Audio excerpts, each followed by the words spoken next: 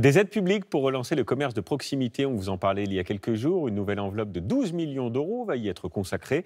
Mais cette renaissance des épiceries ou des cafés passe aussi par la solidarité et la persévérance des habitants, comme à la Sauvetta de Savères, ça se trouve dans le Lot-et-Garonne, où le restaurant du village, qui est un ancien relais de diligence, a pu rouvrir. José Souza nous raconte avec Ingrid Gallou. À la Sauvetta de Savères, village de 500 habitants, c'est le soulagement. La commune compte à nouveau un bar-restaurant, un drôle d'animal nommé l'ornithorynque. Aux manettes de ce bistrot de campagne, des amis d'enfance, Karine et Guillaume, de retour au village. Ce qui me faisait envie, c'était de retrouver un peu le bar qu'il y avait avant, qui avait fermé il y a un petit moment. Et du coup, de refaire vivre un peu ça. Et puis bon, le plaisir aussi de cuisiner, de se faire plaisir aux gens, créer du lien ici.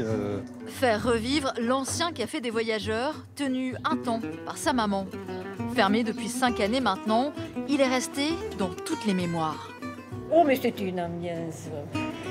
Le village, il y avait aussi, on y allait pour écouter les disques à l'époque. Et comme j'ai habité ici, donc j'aime bien revenir, ça me rappelle des souvenirs.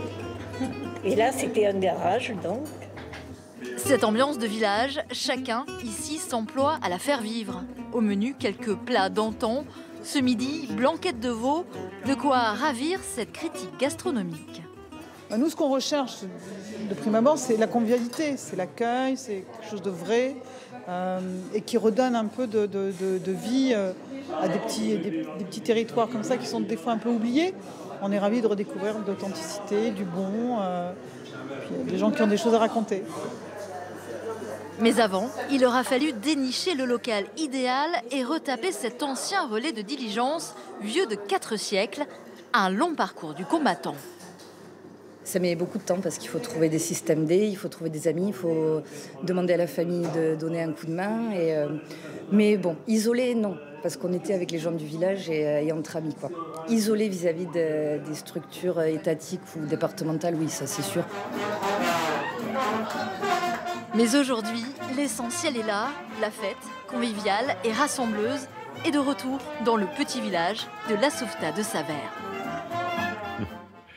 Le Trésor sans frontières maintenant, et aujourd'hui on vous emmène